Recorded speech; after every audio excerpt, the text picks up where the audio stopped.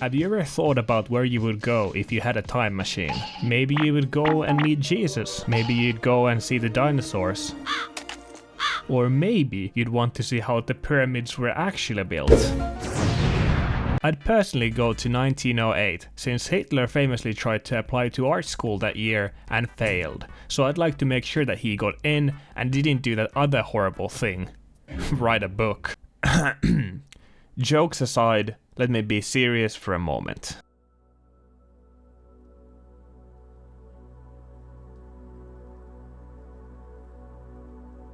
Japan as we know it is about to go extinct.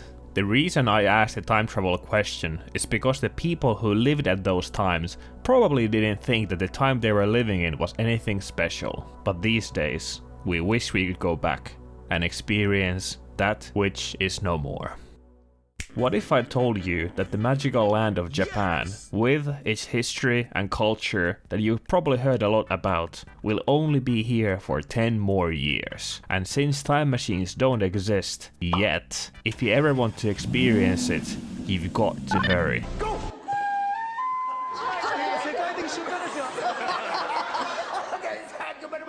So what am I talking about?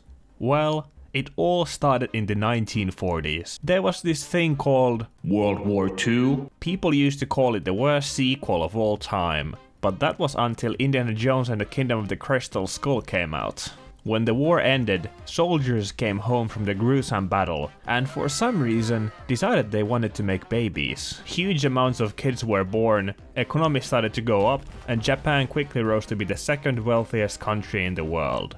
They even started to buy out American companies and buying land from the United States, which made them scared of the possibility of losing their spot as the #1 country. This is why in 80s media Japanese businessmen are seen as bad guys, and why dystopian futures from that time were always a world where Japan had taken over. Japan's rise abruptly stopped in the early 90s though, since the bubble finally burst, and things just slowly died down.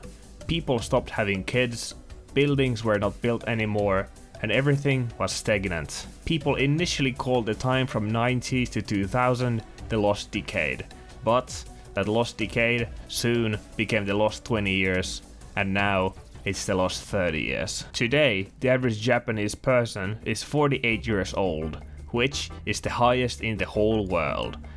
Every other person you see on the street in Japan is over 50. And that's pretty crazy.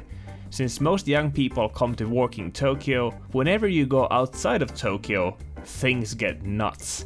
There are entire cities full of just old people. So alright, you might be thinking, there's a lot of old people, so what?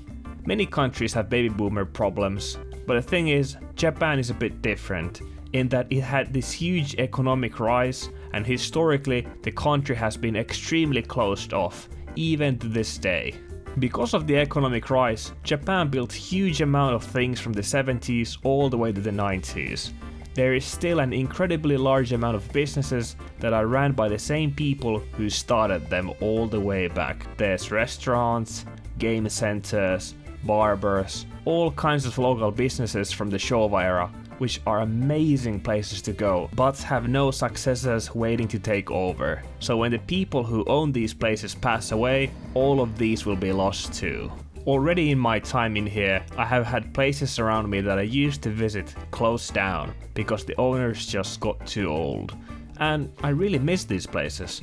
I'm also filled with this weird sad feeling whenever I go to a smaller city outside of Tokyo area and see these shopping streets that were full of life 30 years ago, and now they are just ghost towns.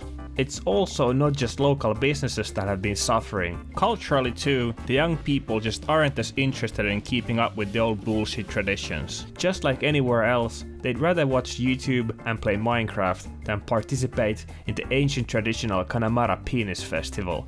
Since Japan was a closed-off country for hundreds of years, it had a strong individual cultural foundation that is slowly eroding now that we have the internet and airplanes, making the world a much smaller place. On top of this, Japan is such an aging society that they need foreign workforce as quickly as they can, which will turn Tokyo, a city that used to be 99% Japanese and 1% foreigners, into something more akin to New York. Not all the change will be bad, most of it will actually probably be good, but one of the reasons I personally wanted to come here was the culture shock. Being that guy all alone in a weird society, experiencing the old tradition while simultaneously being able to take a glimpse into the future with the 5H1T droid.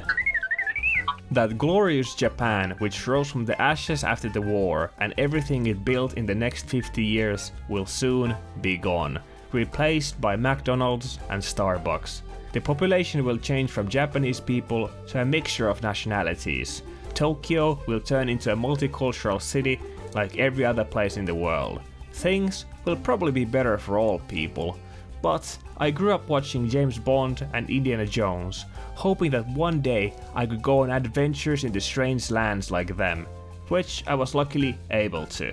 But since we can't go back in time, if you want to do the same, you got to act fast. Sure, it's hard to be a foreigner in Japan at the moment, and soon it won't be. Call me crazy if you will, but I'm sure gonna miss it once it's gone.